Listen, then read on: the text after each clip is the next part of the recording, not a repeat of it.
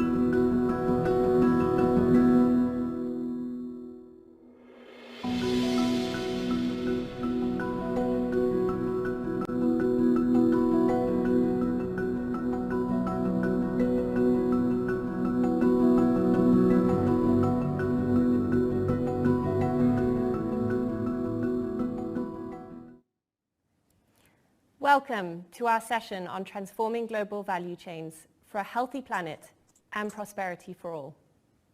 We're gathered alongside the United Nations Environment Assembly, and the World Economic Forum is delighted to co-host this session, together with the Swedish Ministry for the Environment, as well as the United Nations Environment Programme One Planet Network. I'm really excited to hear from our excellent panel, including voices from Walmart, Philips, Sweden, and startups. We want to make today's session as interactive as possible. Use the QR code coming up on your screens now to ask questions as we go. But why is today's conversation so important? Our speakers will talk about how we can make value chains more sustainable and circular. We're also going to focus on how Stockholm+50, a major global environment conference in June, can accelerate action. It's important to remember that local communities can be severely impacted by unsustainable value chains. For example, badly disposed e-waste can leak toxins into the water, soil, and even food systems, causing severe health impacts in young children. And many of us as consumers want to know that what we buy does not cause harm. The good news is that improving sustainability is among the top 3 objectives for companies in their supply chains. We're also seeing more and more action by governments to make trade sustainable and circular. To help us understand these issues, let me turn to Annika Strandhäll, Minister for Climate and the Environment of Sweden, for opening remarks. Minister, please, the floor is yours.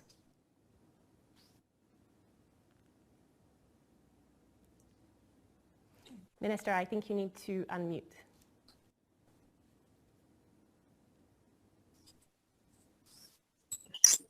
Well, thank you very much for the introductory words. And let me first say that I'm very glad that we are having this side event here today, highlighting the importance of sustainable value chains as a contributor to a healthy planet. Many thanks to the World Economic Forum and One Planet Network for their collaboration, and welcome to all around the globe for joining us at this event. Distinguished delegates and colleagues, unsustainable consumption and production drive planetary health and equity crisis. Here again, the science is clear. The patterns of unsustainable consumption and production throughout much of the world are key drivers for the environmental and human crisis that we are currently face. People, planet, and prosperity are closely interlinked. The choices we make now will affect the future and, in turn, our own future prosperity as well. Still, we are currently degrading the ability of the nature environment to support human needs and livelihoods. Clearly, we can't continue on this path. We need a game changer, and we need a transformation towards a net zero, nature positive, and zero pollution. We need a transformation that leaves no one behind and that creates a healthy planet for the prosperity of all of us. In June this year, the world will come together in Stockholm to commemorate the first UN conference on the human environment. We believe Stockholm+50 provides a unique opportunity for progressive governments, business actors, youth, and other stakeholders to advance the sustainability agenda, bridging gaps between climate, biodiversity, economy, and the recovery from the pandemic. Stockholm+50 could be that transformative moment that contributes to a new understanding of how our economies, societies, a stable climate and resilient biosphere are inseparably interconnected. Business has a key role in realizing sustainable transformations, delivering a green and inclusive recovery, and climate, nature, and pollution goals. Sustainable value chains capture all that. However, companies cannot do this on their own. Policy, finance, and business must work together to create a whole-of-society solution. The sustainable transformation of global value chains must be our shared priority. We experience increasing interest from a variety of stakeholders in accelerating the sustainable transformation of global value chains to address the interconnectivity between climate, nature, and social equity. Stockholm+50 is a moment for global value chains to begin their transformation to net zero and nature positive. It's a moment for the nature positive and net zero agendas to be aligned. This is the kind of action-oriented outcome we envisage for Stockholm+50, with clear and concrete recommendations, charting the way forward and driving key actions for governments and other stakeholders to deliver on the 2030 agenda and beyond. An outcome that will mobilize the global community behind strengthened cooperation and accelerated innovative action. We aim to engage a wide variety of stakeholders that reflect the richness and diversity of voices and perspectives on the planet. We encourage all of you to contribute to the journey towards Stockholm+50 and its outcome with transformative actions for people and nature. The future is common. In community, we must share it. Together, we will create it. Let us start the journey here today. Thank you very much. Excellent. Thank you, Minister, for the very helpful framing of today's discussion. Let's turn now to our panelists. This is a group whose daily focus is on building sustainable value chains. We have Ankiti Bose, co-founder and chief executive officer of Zillingo, Robert Metzger, global head of sustainability at Royal Philips, Tom Smith, director, global government affairs at Walmart, and Deborah Nati, who's a research analyst at Footprints Africa. Ankiti, let me start with you. Zillingo is a cutting-edge technology platform for the fashion industry. What's the biggest environmental challenge in textile value chains? That's a fantastic question. Textiles and fashion have historically been one of the biggest culprits in making the world less sustainable, contributing to climate change. It takes 4,000 liters, sometimes more, to make a pair of jeans, and 10% of global carbon emissions come from our industry. Little children in factories are making products. It's end-to-end, an industry that is mired with a lot of problems, besides, of course, the fact that we should look into how much people are consuming and then how much of that ends up in landfills and so on and so forth. So it's a very, it's a large industry. It's almost 3% of global GDP, employs hundreds of thousands of people. On an end-to-end basis, perhaps the challenges are threefold. One is in literally what is going into the product, which is the fabrics, and are they sustainable, because they're eventually going to end up in a landfill.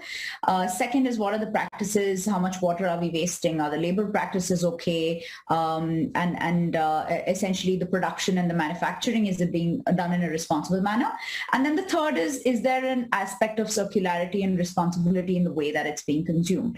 So it's definitely an industry that's mired with many problems across these three buckets. And of course, because of the nature of the work that we do at Zillingo, we believe that digitization eventually leads to transparency and more margins, which leads to businesses being able to solve these buckets of problems, not just because it's good for the climate or for the future generations, but also because it actually positively benefits the business, lowering costs and increasing revenues. Thank you. That's very interesting, and I like your framing of the three very clear challenges, and we'll come back to you shortly on how we can solve those and the potential technology solutions. Robert, let me turn to you now. So Philips has committed to reducing CO2 emissions across its supply chain in line with a 1.5 degree scenario. But tell us a little bit more about the challenges that your suppliers face concretely in doing this, and how Philips intervenes to help them. Yeah, thanks, Kimberly. Great question. The challenge, of course, is to the entire industry, right? Not just our suppliers. If you consider that the healthcare industry is emitting more CO2 than, for instance, all airlines on this planet or all shipping lines, then we understand that actually curing people can never go at the cost of the planet, so to say. And also considering that 3.5 billion people do not have access to healthcare, while already today the emissions and the environmental footprint of the healthcare industry is so enormous, we really understand that we need to do something to make healthcare not just accessible, but also sustainable in the environmental sense. Having said that, a large part of this environmental footprint is in the supply chain of the healthcare providers, which means also in our supply chain. And that is exactly the reason why Philips became one of the first health technology companies to become operating carbon neutrally, but also to commit to science-based targets, 1.5 degrees. And that, of course, is something that we want to share and drive also in our supply chains and work with our suppliers. So not as a policeman of the supply chain, but more or less as a doctor, sharing the insights that we have, going there, going beyond auditing, really trying to understand what the maturity level of the different suppliers is and starting to act together with them where they are today. And that really means also, for instance, sharing the knowledge that we have acquired, making capital accessible, bringing experts on the ground and really helping them to get them also to sign up to science-based targets. So last year we have committed to, by 2025, have at least 25% of our suppliers also being committed to science-based targets. And at the end of last year, in the first wave of this engagement, we were already at 28%. I think the going will get tougher, but it's very encouraging to see that this is a topic that really lives. The impact of our supply chain is about a factor 10 bigger or magnitude, order of magnitude bigger than our own operations. And we really think that we need to engage with our suppliers to make the difference. Excellent. Great to see that you're already at 28% of your suppliers committed to those science-based targets and aiming to get to 35. Hopefully we can continue to accelerate that action. Tom, let me turn to you. Given that Walmart is also a recognized leader in value chain sustainability, can you talk us through that journey over the past decade, so zooming out a little bit? And what does that come to mean for the company, and what are the lessons you've learned? Yeah, thanks, Gabriel, and thanks, World Economic Forum, for this event. Some great talk so far. Look forward to the rest of it from the panel. So I guess I'm going to plagiarize a bit of a speech our CEO gave back in 2020, because I think this piece about this question about the journey is really important to us, and I think it really kind of helps other companies understand the journey that we've gone through to understand how they can project. So I guess firstly, we learned that as companies grow and mature, like we all do as individuals, our mindsets and perspective change. And one big period where the business made a shift was about 15 years ago, just above that now, when we made a significant commitment to the environment, to sustainability as a whole. It was a big inflection point for Walmart's history. So then, as is now, we're a big company, but not had fully understood what was meant to or what was required of us socially and environmentally. As young companies often do, we were very focused on customers and associates. You know, we were doing some charitable giving and felt generally that we were doing good by serving others. We were also succeeding financially, but there was this disconnect with how we saw ourselves and how others saw us. So initially, the business thought that this was a communications problem. It obviously wasn't. And there was this wide acknowledgement across the business that we needed to change. I think the world had been expecting us to serve people, all people, much more broadly than we saw at the time. And so they were kind of pushing back. So there was a lot of listening to various stakeholders and associates, and inspiration had also come from the sort of emotional impact of our actions to serve others right after Hurricane Katrina hit New Orleans. So the business stepped up. We committed our company to achieve, this was at that point, achieving 100% renewable energy, zero waste strategy, more sustainable supply chain, increasing the minimum wage. And I think really most people inside and outside the company thought the goals were unrealistic or financially questionable and not operationally possible, but they've been proven wrong. 2020 was also a key milestone. It's kind of fast forwarding a bit, was a key milestone for our sustainability journey as we committed to becoming a regenerative company, one dedicated to placing nature and humanity at the center of our business practices. So I could talk a lot more about this. I'm conscious of time. We've got loads more questions, but that's probably just a bit of an insight in how our journey's gone so far. Indeed. Thanks for taking us through that journey. You work with tens, if not hundreds of thousands of suppliers. Correct me if I'm wrong. So tell us, what are the challenges of actually delivering on those goals? You mentioned it was a bit challenging, or there was some skepticism when you set them. So how are you going about implementing? Yeah, we could talk a whole session on this. I think it's trying to understand how best we can use our size and scale for good. You know, as you say, we're sourcing everything from everywhere, a whole bunch of different sort of challenges and opportunities. It's really understanding where best to focus our attentions. Where can we really make that impact and use the size and scale? And that's a challenge and an opportunity, I suppose. But that's probably the issue that we question ourselves and others every day, is to understand how best to target those efforts. Great. We'll come back a little bit more to the solutions in a minute. Debs, let me turn to you. We've read your recent work, and Footprints Africa is doing some great efforts on supporting small businesses in adopting future-friendly practices, particularly around the circular economy. So in your view, how do sustainable value chains drive development opportunities, particularly for local firms? Thank you, Kimberly. I think that when we started our work as Footprints Africa, our focus was that we were on a mission to prove that businesses can be a force for good, so that businesses were not being excused in our transition to what was sustainable and what was secular per se, because that's our focus. So we were using the core assessment, which is a global assessment, and then we later on added circular economy, where we wanted to support the transition to circular economy. We realized that, unfortunately, pardon me to say this, but the term sustainability has become kind of a buzzword and is kind of losing its weight. And so we wanted to define what sustainability means and how we wanted that to be implicated in whatever we did.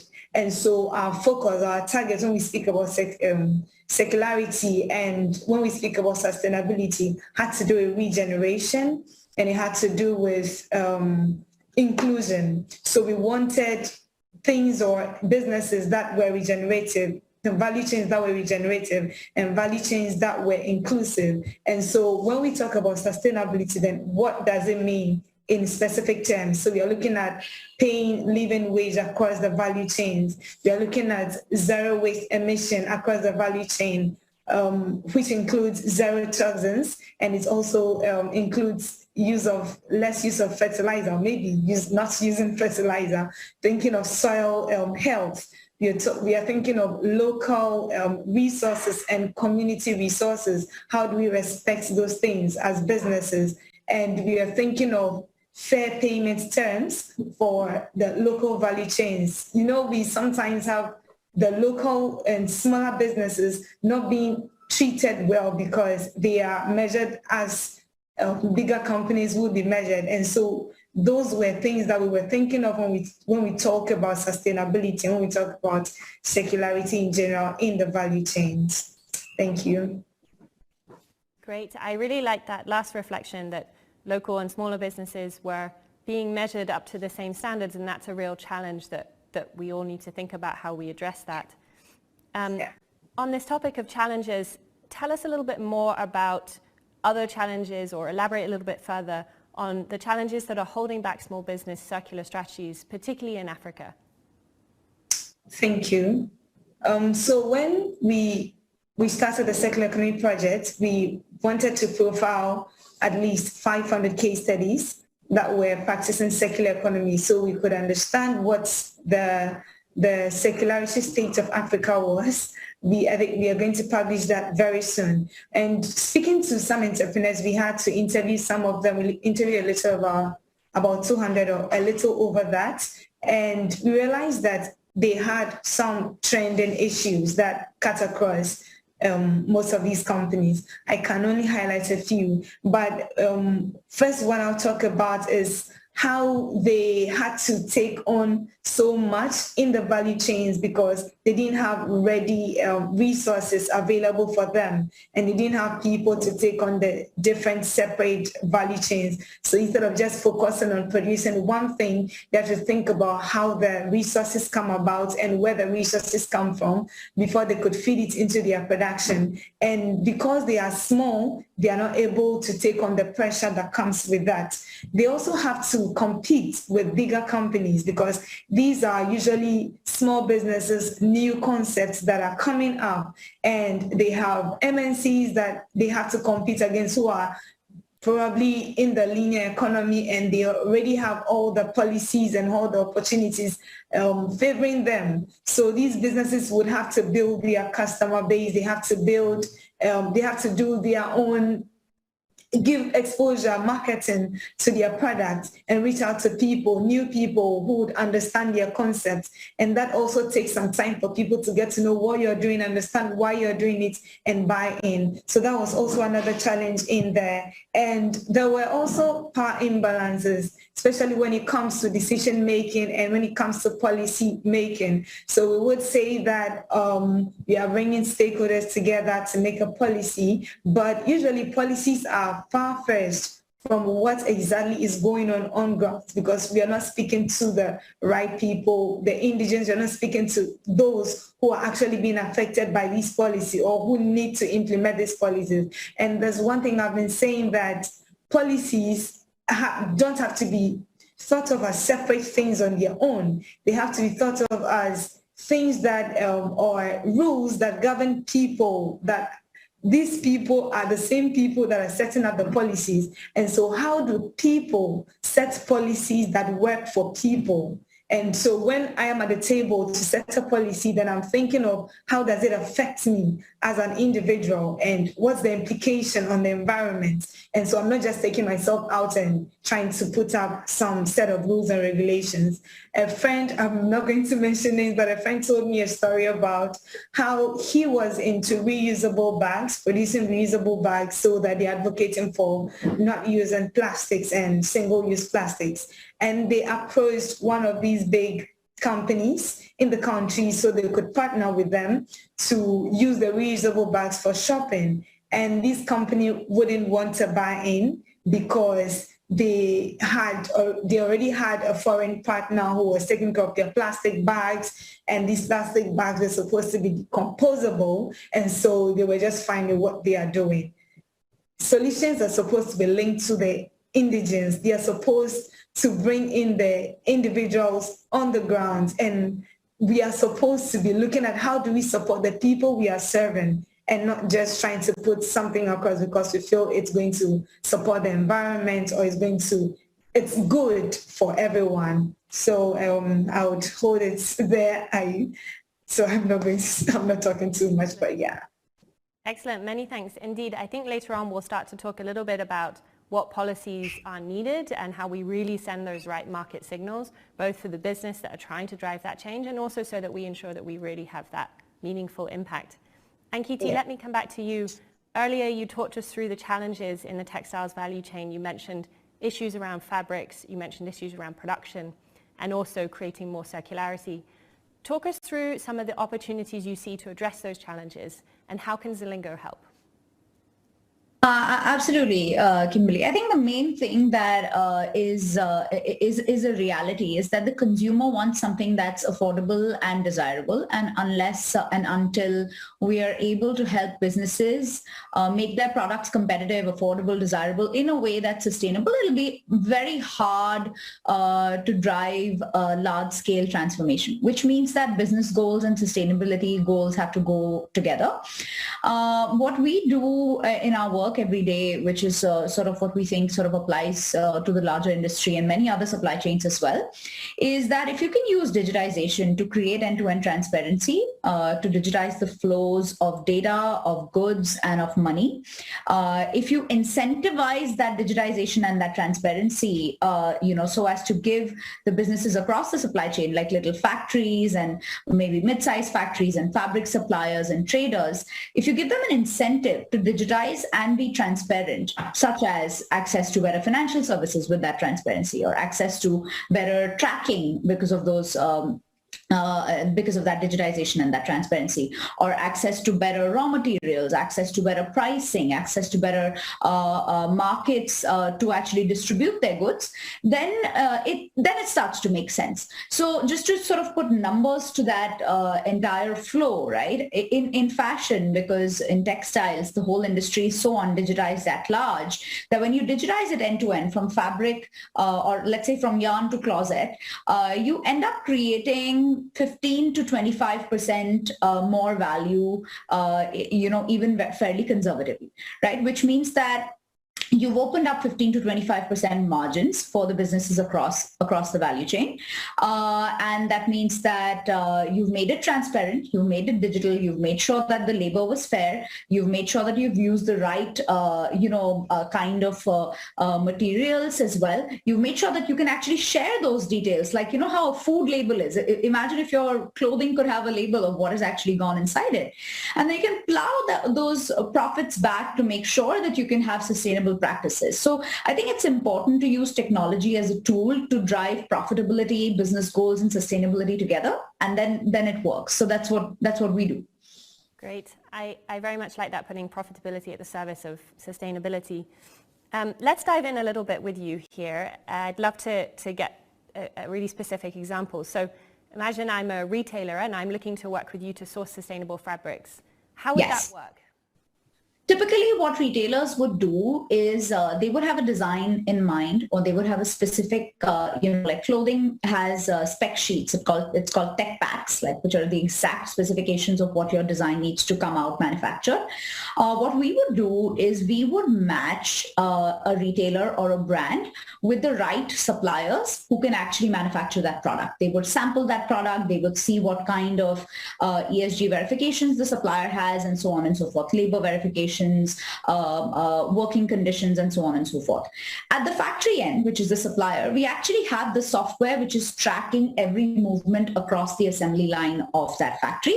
And we are also selling or bringing in the fabric into that factory as well with our technology. So literally from the fabric business that's selling the fabric to the factory, then the factory is actually taking those raw materials, manufacturing the product, up until that retailer who placed the order. There's full traceability on a per piece basis, which is what sort of other industries like precision instruments and pharma, industrials, and electronics have had for a while, but was missing in textiles, which is why it was so inefficient and fairly unsustainable, and that's sort of creates this value. Excellent. I really, again, emphasizing that you solved an inefficiency which is helpful from a cost perspective, but you're also then addressing the key sustainability challenges. So excellent. Yeah. Robert, let's turn to you for the buyer's perspective. Global companies have a lot of procurement power. So tell us a little bit more about how Philips is using that power to affect the transition to a more circular economy, which I know is a big priority for you. Yeah, thanks. Happy to do that. And just wanted to applaud also Deborah and Ankiti for the wonderful examples that you have been sharing. So I fully recognize, of course, the enormous value creation potential for digital, and combining the two comments of you. I think it's not just about creating that value, but also making sure that the value is fairly attributed on and distributed right over the supply chains. And that's, I think, exactly where, for instance, circular and more sustainable purchasing models can play a role. Now, we try to implement that also at Philips. I already spoke about knowledge sharing and capability and capacity building. Supply chains and supply organizations of multinationals are very well-trained muscles. I'm sure that Tom can also refer to that, right? So, I mean, they have been trained over decades. The question is, how do you use these muscles? So if we also infuse in the target setting for our supply organizations goals like reducing the carbon emissions in line with science-based targets, or optimizing, let's say, and making more smart, for instance, circular purchasing agreements, or leveraging the capabilities of our suppliers to help us eco-design our products and lower the carbon footprint, we can achieve incredible things together with our suppliers. I think that's a different way of thinking. The same goes, of course, for our customers. So if you think about large healthcare providers in the world or governments, public procurement is an extremely important muscle that the world needs to learn to flex to push supplier preferences also towards more sustainable choices. What we do, for instance, is also linking the conditions under which you can access working capital, or working capital is being financed, to supplier sustainability performances, using things like CDP, supply chain ratings, and our own assessments, and increasingly also using circular metrics to really help our suppliers understand what our priorities are. I think a lot of things that we can do and that others can do, and also public procurement organizations can do, to signal to the global markets that we need to shift towards more sustainable models. Excellent. I was really interested in that last piece on circular metrics. Can you tell us a little bit more about those, how those work, and how you use them with suppliers? Yeah, happy to do that. And maybe we talk about it later also. We have been very active in really driving the transition to circular economic models because half of the global carbon emission reductions on the world need to come from this transition. You mentioned in your introduction, Kimberly, also that less than 10% of global materials are currently recycled. So there's a huge space that needs to be addressed.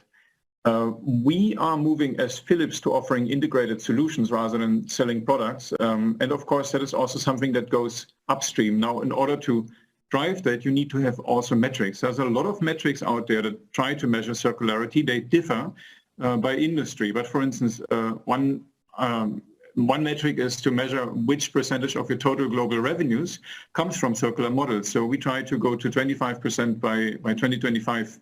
And we have underlying definitions. That's something that we share with our suppliers.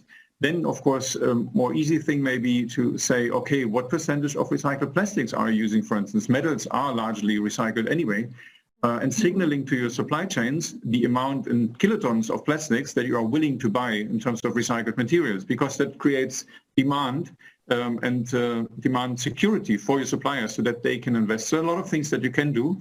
But of course, that's metrics is always an interesting topic. I think the most important thing here is to understand how we can increase the amount of circular models across the globe, regardless of the metric. Absolutely. Indeed, metrics can be challenging given the diversity of them. They're so important. We need to measure what we treasure. But as you say, we also have to move forward in the interim. Tom, let me come over to you. As Robert mentioned, you're also a very large buyer in lots of areas, but you've particularly been doing some interesting work around carbon emissions in your suppliers over the last year or so. You've called this Project Gigaton. So tell us a little bit more about that. Yeah, thanks. And it's very much to this point that I was saying before about trying to kind of leverage the size and scale of Walmart for good. So, and Gigaton goes back to 2017, so a few more years before that. So I guess it works on the central kind of challenge that most emissions in the retail sector, which we were kind of hearing about before, lie in product supply chain scope 3, rather than in our kind of main stores and distribution centers, aka scope 1 and 2.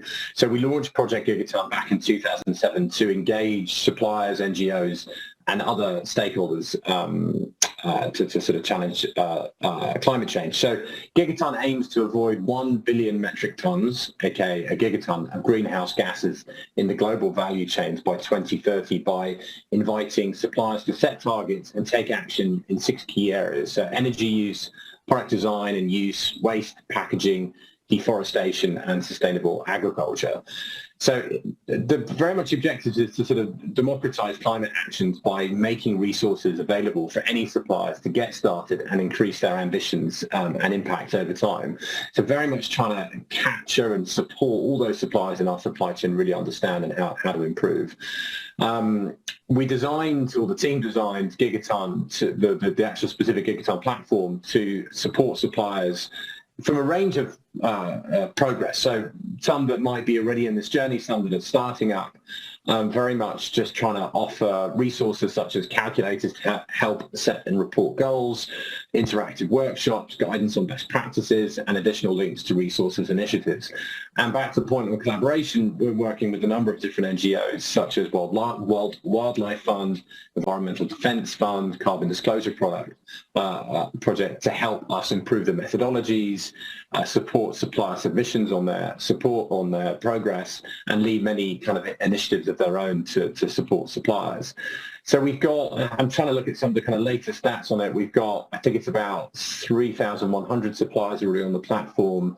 And I think from last count, and this gets reported through our ESG report, what are we on? We're 186 million metric tons of CO2 in 2020. So we're kind of getting progress and really, I guess, a great example of how to collaborate with suppliers, actively giving people practical advice to help them on this journey to really galvanize change. Indeed, yeah, a really good example, as you mentioned, that you provide those suppliers with the tools to be able to get to where they need to get, so helping them on calculations, best practices, etc. Really, really interesting and important, especially with that gigaton that we need to get to. Debs, let's come back to you. You talked a lot about challenges at the start. I'd love to hear if there's an example of a startup that you know that's offering circular solutions, particularly helping in the context in the value chain. Thank you. It's really interesting to hear what Robert and Tom has to say, and as Ankati as well, like practical steps and tangible steps are being taken. And it's interesting to see, I'm excited that we have these big organizations taking these steps because, sorry, before I get to my response and the example, I wanted to make this comment that even though we are expecting businesses or small businesses to make these huge changes, it's going to be very huge and tangible if MNCs or existing large businesses are able to make these changes because they affect and impact greater portions of the globe or greater parts of the world. And so it's really going to make meaningful impact if they make their inputs and they make it tangible. And I'm excited to see that. I'll leave that and come back to that later. For the example, I'll speak about Neat Eco-Feeds. They are an organization here in Ghana, and they're into production of, that's maggots for animal feeding and compost for fertilizer for farmers. So Neat Eco-Feeds actually started as Neat Meat when they were selling meats and food, that's food products, animal food products.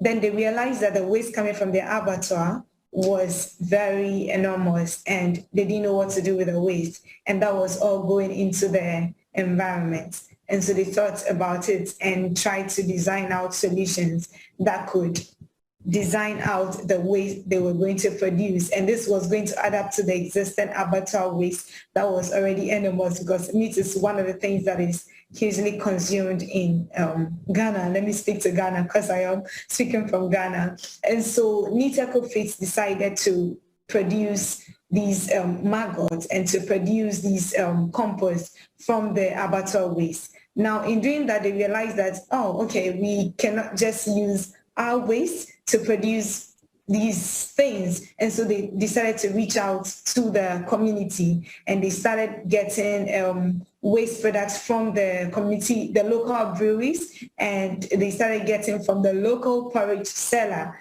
because they had organic waste. And so they tried to engage them and they decided to take all of this waste in to make their products. And now the product is being sold back to farmers for their farming processes. And farmers don't have to use this chemical waste, chemical fertilizers, which is already not so good for the environment. So farmers don't have to use that. And the feed is also used at their animal house to feed the animals for their abattoir. So this is them trying to close the loop and trying to involve the indigents and the local community to help do that.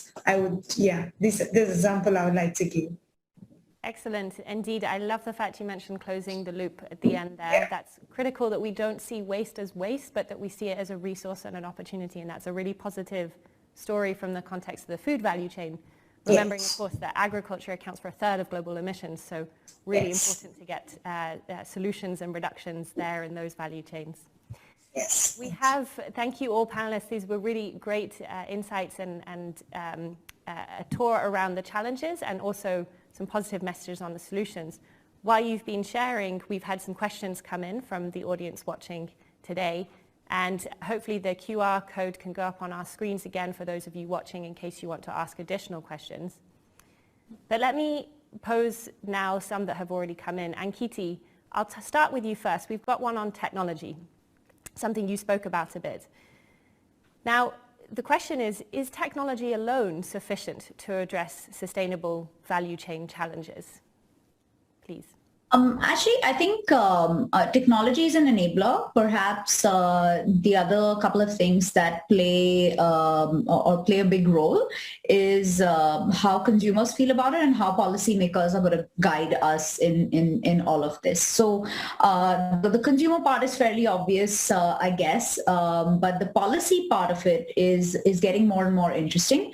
So technology along with strong policy and governance around this would really help. So for example, there's a bill, it's not a law yet, there's a bill that's just been introduced in New York, which sort of the whole industry is looking at, because that means that the US in general would look at it, and therefore perhaps Europe would look at it, and other countries and so on, where any company that is retailing online or offline in the US with over $100 million of turnover has to expose very transparently at least 50% of their entire supply chain. Now, what that does is a couple of things. Firstly, it doesn't put pressure on small businesses or SMEs who might think, hey, okay, this is great, I want to be sustainable, but I don't know the first thing about doing this. And imagine coming out of a pandemic, I don't want to be penalized for not meeting certain requirements. So it does the right thing. It forces the bigger companies to do it first and sort of pave the way for how it has to be done.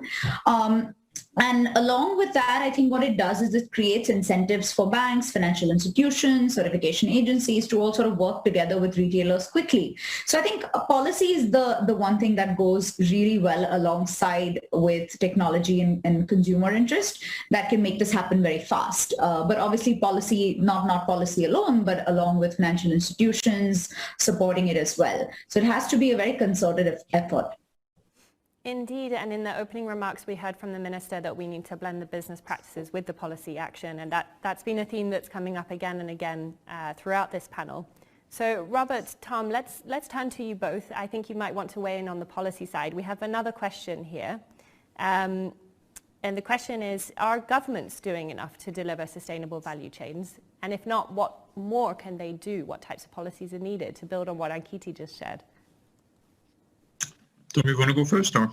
Robert, please. Yeah. You go for it, Robert. So thanks, Ankiti. Great points. What I would maybe want to add, I think policies, so governments can set policies, of course. Government can engage in dialogue and formulate clear long-term visions also in terms of outcomes, not so much in instruments. I think that's important. And of course, governments are one of the biggest procurers in the world, which comes back to the earlier point that we made in terms of public procurement. We see quite a lot of governments really thinking about their long-term obligations to future generations also. I mean, climate change is just one of these things, but also actively engaging in social development and in driving the circularity agenda. There are quite some governments also engaged, for instance, in PACE, the platform to accelerate circular economy. So I think there are quite a lot of players that are really trying to develop that long-term focus and create conditions conducive to sustainable development, which is encouraging to see. But there can be happening more, I would say, on the public procurement and policy setting. So agree with Ankiti. Great. Green procurement, an important topic. Tom, over to you. Your thoughts here. Yeah, a big area of focus, and I think it's encouraging to see policies developing, and I think it has a real opportunity to level the playing field for a lot of companies that are doing good already in this space. I think some of the key points to be aware of, I think it's key to get policy coherence. You know, it's fabulous to see so many different pieces of legislation popping up in supply chains and domestic markets, but I think it's key to get them to all connect and synchronize. Otherwise, it then has this unintended consequences of making things much more complicated for suppliers. And, you know, these great comments so far today about SMEs, if they're having to comply with, 12 different pieces of legislation, it can get people tangled. And we said this before, policy legislation is one tool in the toolbox. We're increasingly seeing this sort of new buzzword around smart mix of complementary measures, national, international, mandatory, voluntary. I think it's this whole toolbox of things that isn't just legislation, isn't just going to kind of fix everything. It's a combination of all these different pieces. And I think the other point to be aware of that we've got to get this, this really careful balancing act is to make sure that the legislation is practical and doesn't have the unintended consequences of companies just removing sourcing from markets or from suppliers that are deemed too risky or aren't at the journey, at the sustainability journey yet. So just getting that careful balance is going to be a challenge, but it's the right thing to do. But I think that's just something for us to all be conscious of. Indeed, getting the balance right is critical. Debs, I'd love to bring you in here because I know you mentioned the importance of policies earlier. So your thoughts, are governments doing enough to deliver sustainable value chains? Thank you so much for the question, and thanks to Tom and Robert for the submissions. I really relate to the fact that I think was it Robert who mentioned that government needs to provide that conducive environment. We have policies, first off, but I feel that most of these policies are fixed on, or they are focused on specific sectors. We have a lot of policies around plastic waste, and we need to think about the economy because these things are interconnected, and we cannot just focus on one thing and say that we are solving the situation. So just putting that out. And secondly, I see the government as the mediator, because if government does not provide that support for businesses, especially SMEs, then nothing is going to happen, because you already have the system that has been built to work for the linear economy, to work for wastage, to work for all what we are trying to avoid. And the system is already fixed. And if nothing changes, then nothing, if nothing happens, nothing is going to change. You're just going to be on that high streets going towards wherever. Maybe I wrote to distraction, not to use negative words. But I think government has to be that mediator and make it practical, these policies, not just some high-level, high-ended set of rules and regulations that we feel can solve the situation, but it's not actually being implemented on the ground because no one understands, no one is ready to implement what is put on there. So government has to be that, that mediator and provide incentives. I feel that we are given the wrong incentives, or we are incentivizing the wrong behavior. Our policies are incentivizing the wrong behavior, and we need to change that so that we are giving people the opportunity to transition to the circular economy, but we are making that fair and we are making it firm so that businesses who are already on the highway of linear economy or already not sustainable are thinking of how do we come to the other side, but they know that there are consequences from the government if they don't come. And those who are providing value on sustainability, those who are providing value, when you talk about circular economy, they are being provided incentives, tangible ones like tax reliefs, like government. You mentioned, Robert mentioning that government is the biggest does the biggest procurement. And so are they engaging those that are trying to be innovative and those that are trying to bring in sustainable solutions, so that government is taking the lead to engage these people, and we are also going likewise, because if government does not trust these solutions that are coming up, then the ordinary or the private investor is not going to trust these people. So government needs to do these practical stuff, and we need to think of long-term investment. In the minister's speech, she spoke about how policy, finance, and businesses have to come together as one unit to support this transition to a sustainable value chain. And so what financial processes are we having right now? The finances that we are having supports quick incentives, like quick returns, and people are in a hurry to make returns so that they have to feed. For lack of better word, people have to feed. People need to make their profits. People need to pay back their loans, and so they are just on the high run. But how do we make long-term investments so that we know that we are going to get the impact in the future? And that is also needed. We should remember that things are interconnected, and so we can't focus on just one part. I think this is me ending out stop here, but these are some of the points I think we should think about and government needs to think about, and not just scratch the back of things. There is this saying that we say in the local, I don't know, it's just a local thing, that, and you can't say that your mother is alive. You can pretend your mother is alive even though she's dead. But then when it's time to go to eat and you are home, everybody goes home and there's no food for you, then you're going to accept that your mother is dead. And so this is us claiming that we are actually solving the situation. Government can make all the claims and do all the PRs and be out there saying that we are making solutions. But if nothing is actually happening, then we're going to go back home and we'll see the same challenges in our faces, and we would have to deal with it. So it's better we actually put in the work now. Out. Thanks. Indeed, we have to see real policy change so that that enabling environment works for the business and the startups that are trying to shift within these value chains. You spoke a little bit about investment and access to capital. Robert, I wonder if we could come back to you. You mentioned that some of the work you do is around linking access to capital with circularity and sustainability standards. Could you talk us through a little bit on that front? Yeah, happy to do so. And I just got inspired also by the nice saying from Deb. I think the other one that comes to mind that's often attributed as an African saying, I'm not sure whether it is right, if you want to go fast, go alone. If you want to go far, go together. Yes. So I think capital, of course, is one of the many means. We are talking about large-scale transformations here, not just of a company, but of industries or supply chains, right? So you need to have a couple of pieces in place. The first one is a story that binds people, a common narrative. I think climate change is one of these. Running out of resources is another one. Global injustice and social refugees is another one. So the pressure is mounting, but having that integral narrative, for instance, around the Sustainable Development Goals of the United Nations is important. Encouraging leaders, formal and informal leaders, to share that story and walk the talk, and building capabilities is another one. And then, of course, embedding in the system is the other one. So if our suppliers are all fired up and know what we want, and they have the capabilities to do so, and we punish them at the end of the year by not aligning our financial incentives with what they're doing, we are shooting in our foot, right? And we would be damaging these relationships. That's why I think it's so important to also align the financial structures, not just on the business model side, but also, for instance, working capital financing or internal long-term incentives and performance incentives with these sustainability goals.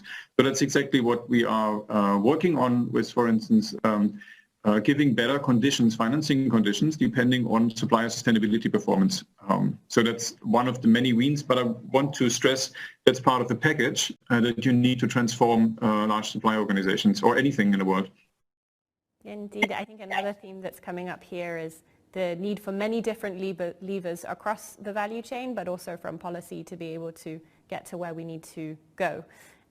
We have one last question that I'll ask to each of you in turn, coming in from our audience, and it's a tough one, so I'm preparing you. And it really goes to the core of the issue, which is, can we really address overconsumption within OECD economies to reduce their global impact on other parts of the world, and allow also then developing nations to have that opportunity to grow and develop? And Kiti, I'm afraid to put you in the hot seat, but please, let's start with you. No worries, no worries. I guess, let me start with a statistic from our industry, which is, again, one that is driving a lot of that overconsumption, especially in OECD countries, and some specific countries actually do consume a lot more than others. Vis-a-vis 10 years ago, an average fashion consumer in a developed country buys 3 times more in terms of frequency, right? So not in terms of dollars, but let's say if I was buying 1 shirt every quarter, I'm going to buy 3 shirts now. And that's because of various factors. Many of them are social, societal, psychological. Social media has made the world an inferno of desire, right? So I see it, I want to buy it. There's not much you can do about it. It's not that we're spending money on making sure that it's sustainable or it's healthy for the environment or the supply chain, or it's fair trade. So while we are saying a lot of these things, the statistics actually indicate in industries like fashion, especially fast fashion, people are just consuming a lot, and a lot more in terms of the number of times that they're buying it. So can we limit that consumption? Well, I think the jury is still out on that. Can we make it sustainable, responsible, such that it, A, is made responsibly, and B, the benefits of that consumption, that hyper-consumption in some economies, is passed back down thoroughly through the supply chain, right down to the person that actually made it, who may not actually be from that economy, because these supply chains tend to be very global? That is a definite yes, and definitely, policy, technology, interoperability of supply chains, all of the good things that we discussed here can play a role in that. But there is definitely merit in thinking about, can we consume lesser but higher quality or higher value? But I think the jury is out, at least as far as fashion is concerned, on that front. Great, very interesting. Consuming less but higher quality, the jury being out. I like that. We'll have to reflect further, including after today's session. Robert, over to you. Overconsumption through value chains. Where do you stand? Yeah, I love that question. I think it's a nested question also. I would say there is the element of reduction, and there's of course the element of global equity, right, and chances. And there seems to also be an applied dilemma between growth and sustainability. And of course, that cannot be a dilemma. It needs to be solved. I think Ankiti spoke very clearly about that also. So a couple of things come to mind. First of all, what is value and how do we define growth, right? I think we still talk very much about GDP, but of course everybody knows you cannot eat money. And there is a decoupling also since the 1970s actually, that you saw that global happiness is not further increasing, while of course GDP continues to rise. So I think you see also an increasing number of politicians that start to talk about broader welfare, and they try to pitch these concepts. The same goes for companies. You see a lot of purpose-driven companies, including ourselves, that embrace impact metrics at the highest level. In the constitution of Philips, we say we want to improve the lives of 2.5 billion people. Now, making money is a very, very important boundary condition to be able to do that because we are stock listed, but it's not the primary goal of the company. So I think that is also an interesting shift that helps you to solve these type of dilemmas. I think it's really also about decoupling what we value from an increasing waste of resources. And here again, I think energy efficiency, resource efficiency, circular models are very, very important opportunities that we need to embrace, make sure that everybody on this earth has opportunities and can live a decent life without depleting the resources for future generations. Great. So we had Ankiti on quality, and now we've raised the point on decoupling. Tom, your thoughts, please, on this dilemma and this question. Yeah, great question and great points also made by the other panelists. I think probably the piece that I'll put in, because I agree with what's been said already, I think it's about educating customers as well and taking them on this journey. I think, as we've kind of mentioned a few times, you've got a whole wide range of customers at a different point in their own individual sustainability journey, and helping educate them into how they can be better consumers is, I think, really, really critical. And again, different markets, different products, people have a different understanding of exactly, how to do the right thing.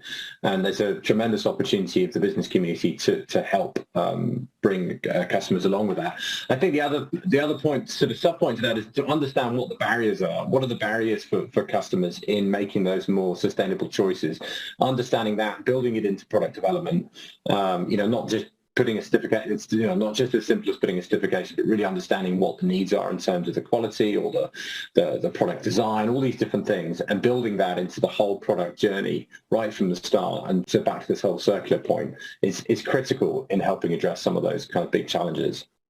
Absolutely. I was just thinking circular when you talked about the design element. That's really critical to help consumers actually make those circular shifts. So excellent points there. Debs, please, your thoughts here. Thank you, and thanks for the inputs that have already been made. I particularly want to recognize with Tom's input on education and also identifying, what was that last point? But the last point was on identifying the barriers, yes. So that's very true. Before I make my points or I add them to it, I feel that education is needed. We need to educate people. Can we make it practical so that when people know that, okay, this is the implication of what you are doing or of overconsumption, they're not just hearing that this is the implication, but they're also hearing that you have to be responsible for whatever you're using, for how you're using it. And this, you need to pay for that.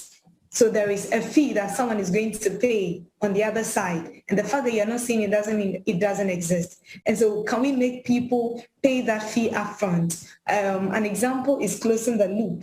And they make customers pay a compensation fee when they get a new device, that is an IT device. Africa has been at the receiving end of most of these overconsumption behavior from most of these countries, sadly enough. And I think fashion, like Ankiti said, fashion has been one of the key areas, and IT or technology has also been another key areas. So to focus on these two. So how can we make people pay for these upfronts so that they know that in as much as you're not seeing the implications, someone somewhere is being affected by it. So can you take that responsibility and make sure that whatever you're using does not affect the environment and someone else somewhere? So we can make people pay a compensation fee. Can we also block out the loops so that people feel that I can easily throw this after using it for a day or two, I can easily throw it this way and not think about it. And we have people throwing things out or over consuming under the guise that, I'm using it for charity works or someone else needs it. You know that's not true, but you're just using it to satisfy your guilt. I don't know how this is coming out, but you know it's not true. You're using it to satisfy your guilt and you're still going on to reuse new stuff, which is being released into the environment, going to end up somewhere not being valuable.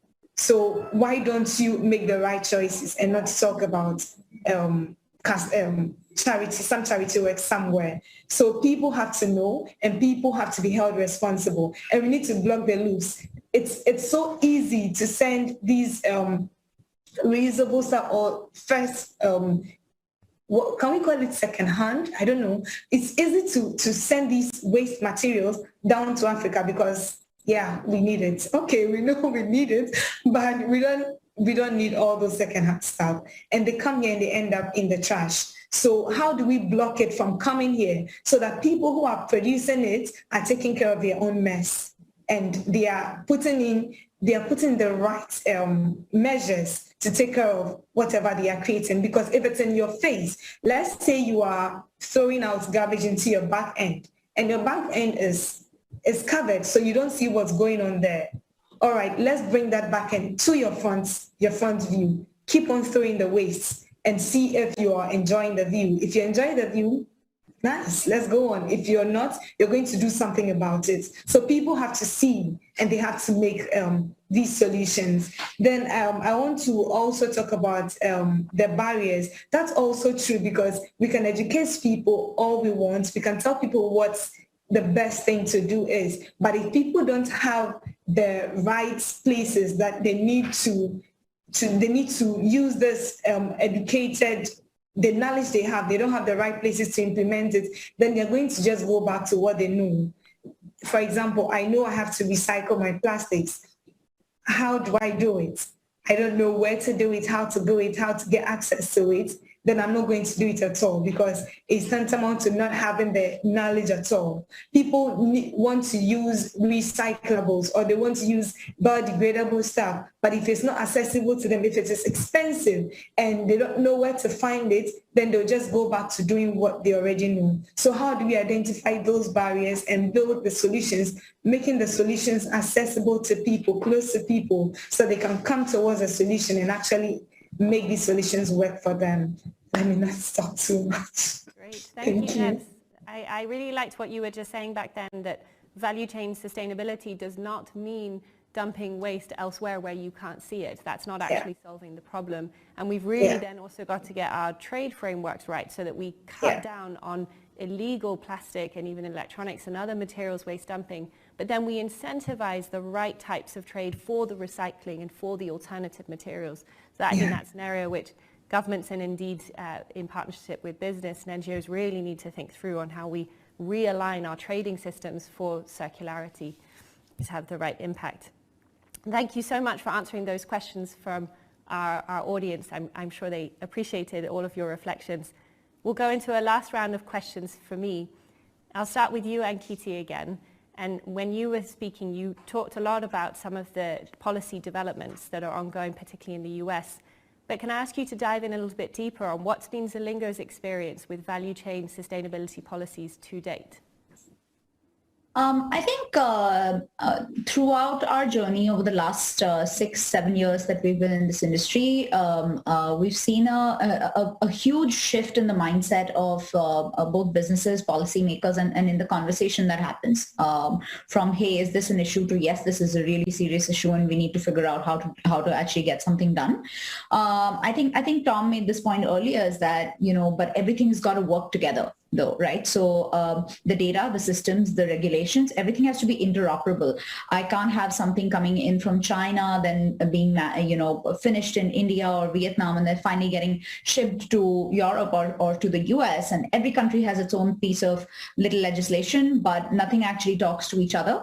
So I would say that 5 or 6 years is a very short frame of time wherein at least the conversation has moved from, hey, is this a real problem, to yes, this is a real problem, let's invest a lot of dollars and mind space in it. And I guess now the challenge to solve is really how do we make it interoperable so that companies like us, startups, technology companies, we have a very clear path of how to execute. So I think that's where we are at in terms of what are the problems that we're trying to solve. And I keep using this word interoperable because on a day-to-day basis, it's great that there are legislations in different parts and different pieces.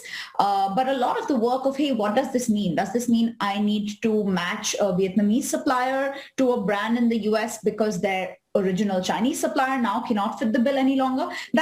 There's a lot of lack of clarity there, which I think gets resolved only as we solve for operational smooth operations, right? So I think that's our experience right now, but we're very hopeful that it's going in the right direction.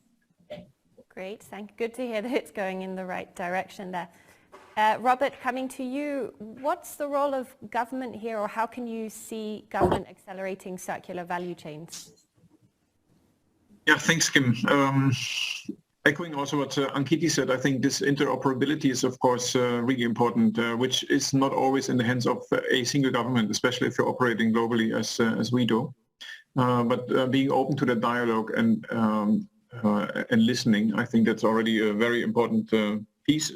Then secondly, what I wanted to say, of course, the challenges are enormous, but so is also the momentum, right? So I think there's a lot of good intentions, and now we know that good intentions are not always a guarantee for good outcomes. But I think governance can help to structure that. And I think both Ankiti and Tom earlier spoke about, for instance, policy harmonization. So not just between different departments within a government, but also interregional. So that's really important to understand, taking into account unintended consequences, really thinking stuff through end to end from a supply chain perspective. That really helps also.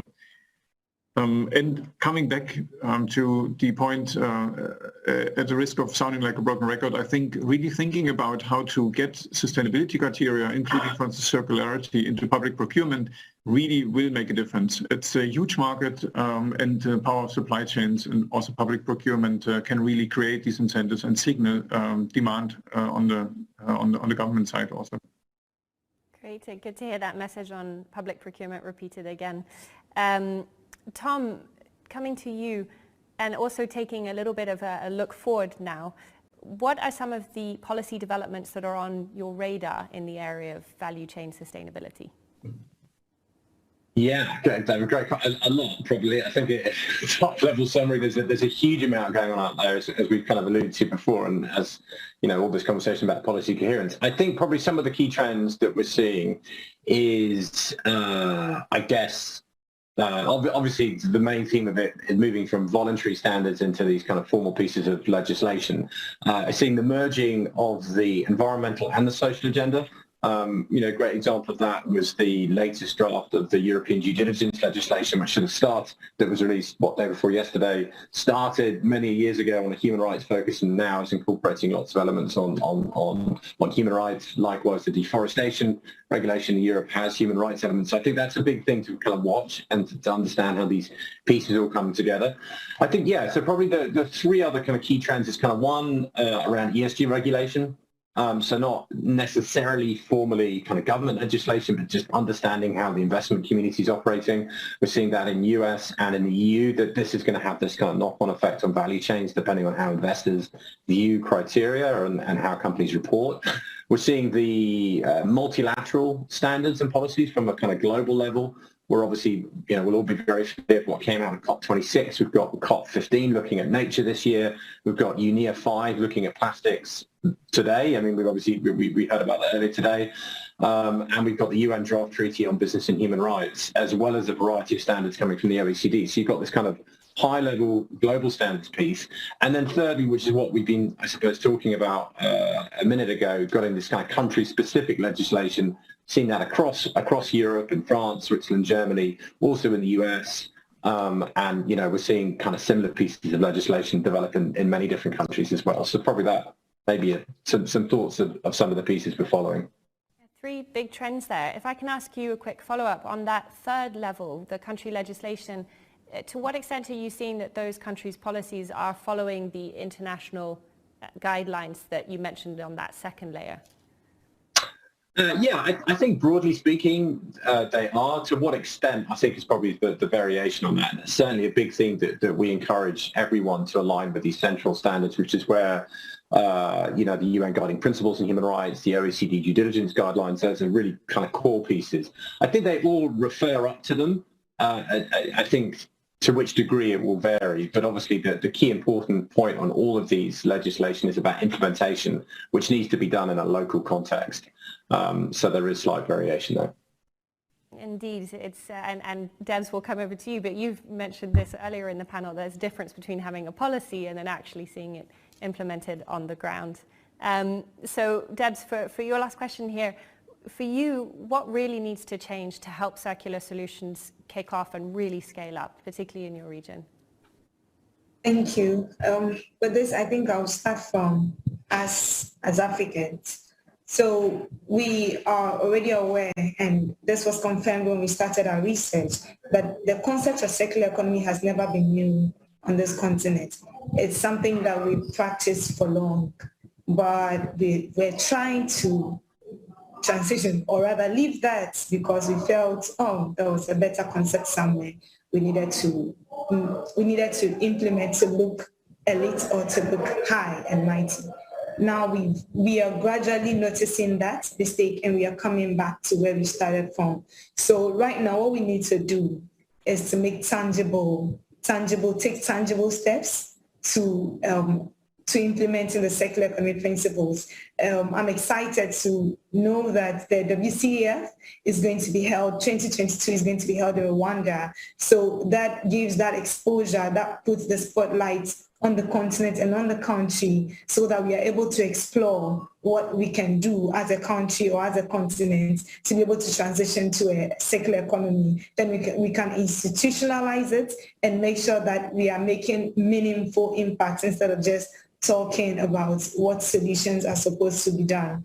I think I cannot overemphasize the regeneration or regenerativeness and inclusivity, if that is the right word, of our solutions, because whatever solution that circular economy is trying to achieve is to make these projects or solutions regenerative and to include locals or indigenous as much as possible, because we are affected by whatever happens. And I'm not talking about just Africans, but wherever solution is going to be implemented, you should think about the locals, the indigenous, and how that solution affects them. And how do you bring them in so that we are thinking about building solutions that would work for them. So I can just chip in, this month in Ghana, we are celebrating the Ghana month.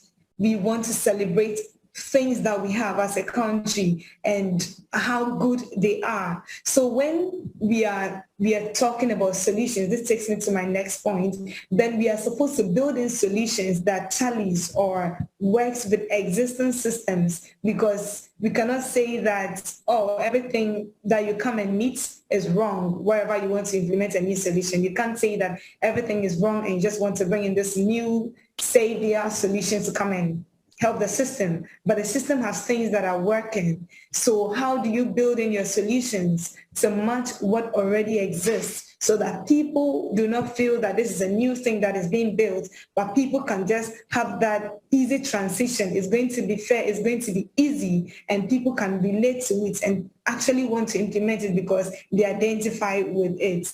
And then who is at the table and who is making decisions? When you talk about the policies, who is at the table, who is talking, who is making decisions? That is very important, because if it affects me, I should be at the table.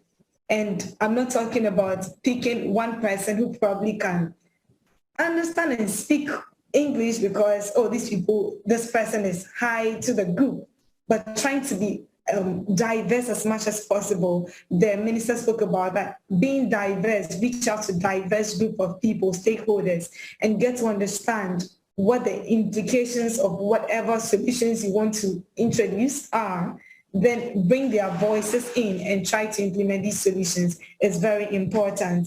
And we need to also support SMEs to capture value and not just capture it, but get value from whatever value they are creating so that they can see that, well, I'm doing this and I get this impact. And so I continue to do it. If I'm not motivated by what I'm doing, I'm going to stop because profits is one key aspect of doing business, of making solutions. Profit is one aspect, and we don't want to ignore that. So I think these are the points I would make.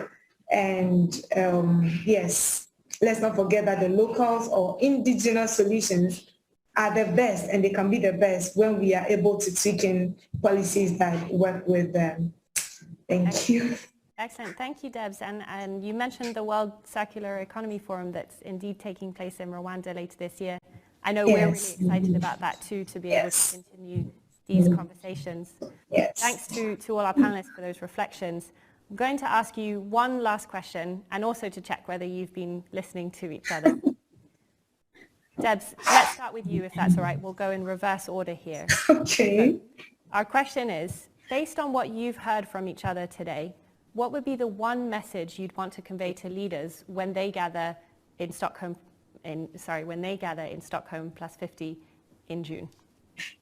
Thank you. I think I've enjoyed the last parts for this session, but I was thinking of what to say earlier, and then I thought about all the solutions that everyone spoke about and all the things that they said was happening. That was not, well, I wasn't the known about most of these things. And so I thought about transparency. There is a need to be transparent in whatever we are doing, and Ankiti spoke about it. So we need to make whatever solutions we are talking about very transparent so everybody knows about it. Then accountability. We need to be accountable for whatever we are doing. And we need, when we make it transparent, then people are going to hold us accountable. So I feel that accountability is also one aspect. And the last one is collaboration. We need to collaborate.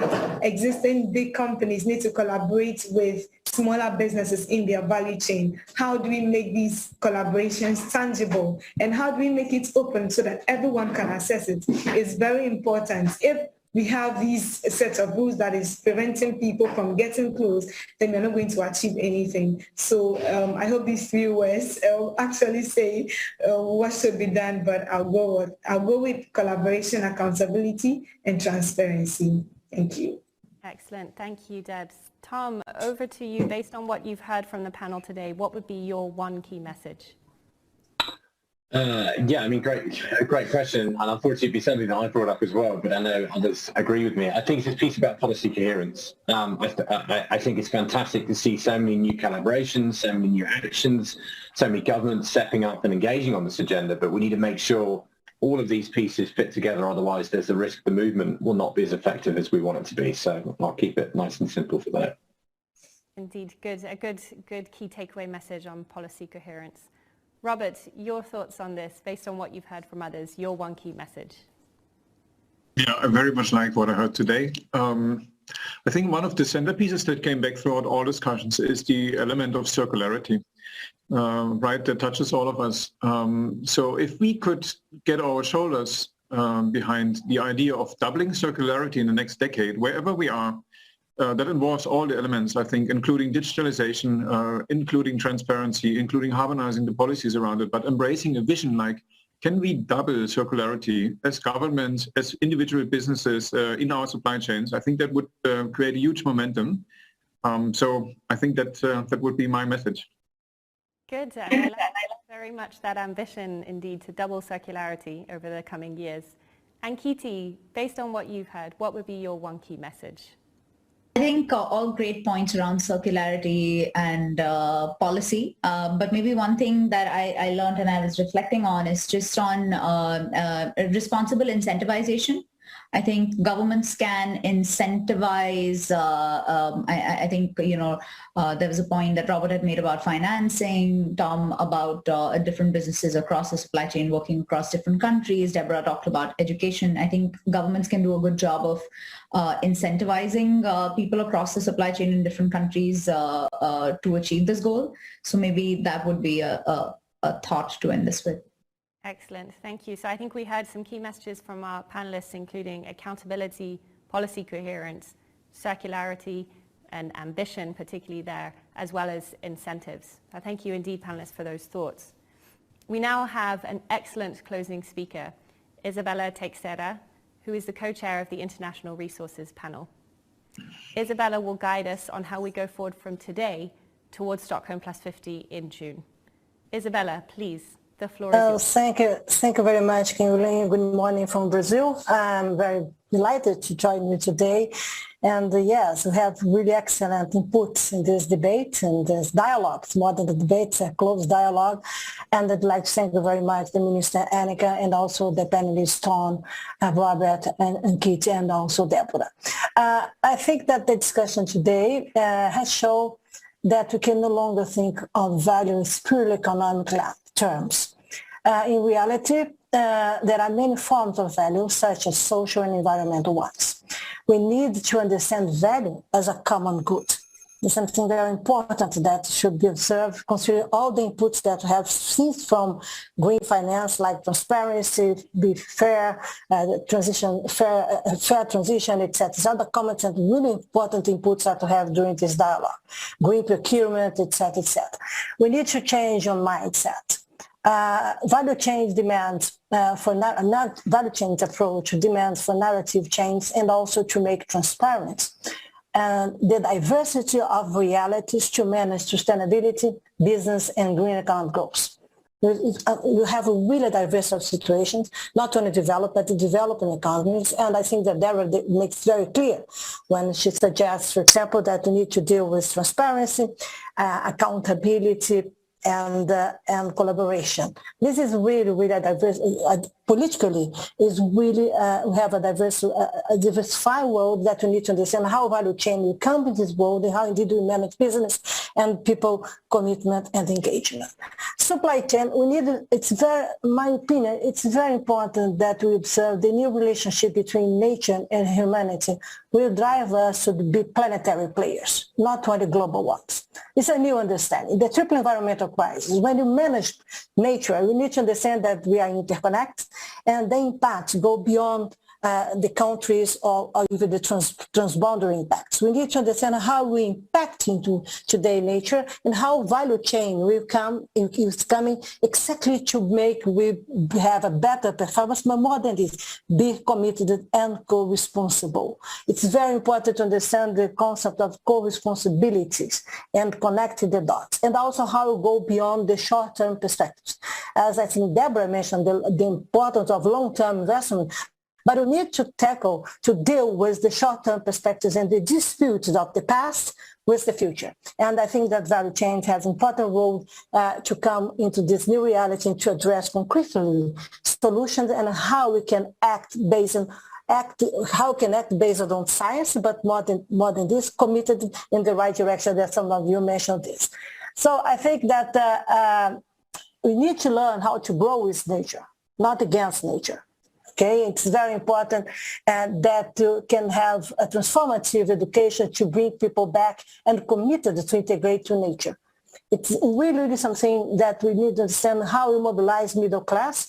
Middle class in developed economies has one role, in developing emerging economies they have another realities, and also poor people. Don't forget that we need to host and tackle social inequalities and value chain. When you have the decoupling of all the phase of value chains and understand better the relationship between natural resource efficient and how we use nature, we need to understand how we indeed will improve our performance to deal with social inequalities. It's really something very important, even when we discuss sharing technologies, as some of you mentioned during the debate. So supply chain versus value chain, we have this debate here.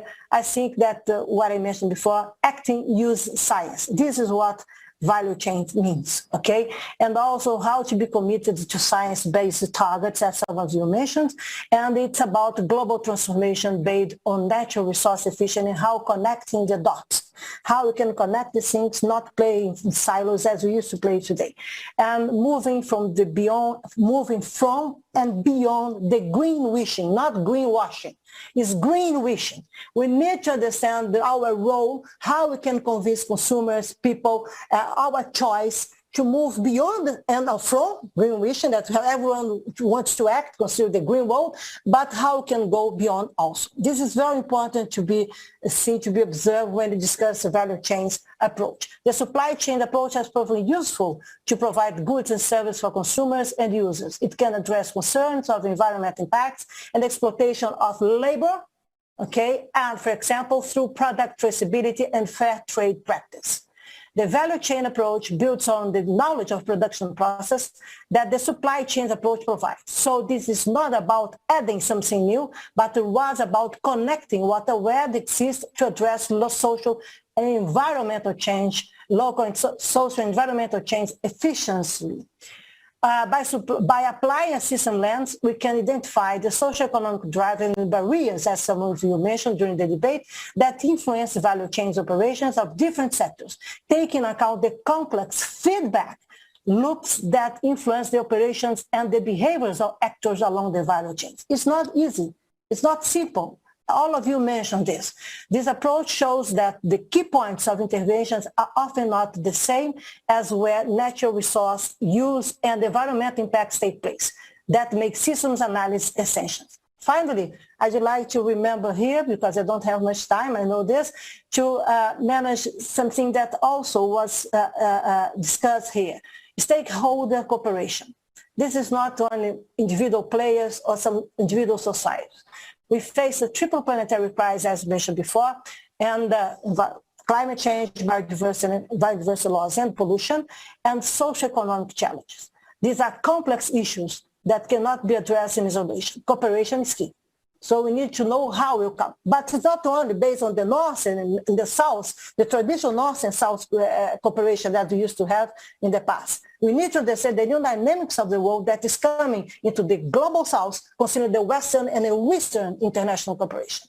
It's very important to observe how these countries are looking forward to come to tackle, for example, climate change crisis. This is, for me, really important because we have countries like my one, Brazil, and also African countries like India, China, and other developing emerging economies, we have natural resource assets. You need to understand how we'll come into this agenda and how indeed we will address and be committed together with developed economies to change the world and to take the pace, for example, of international trade.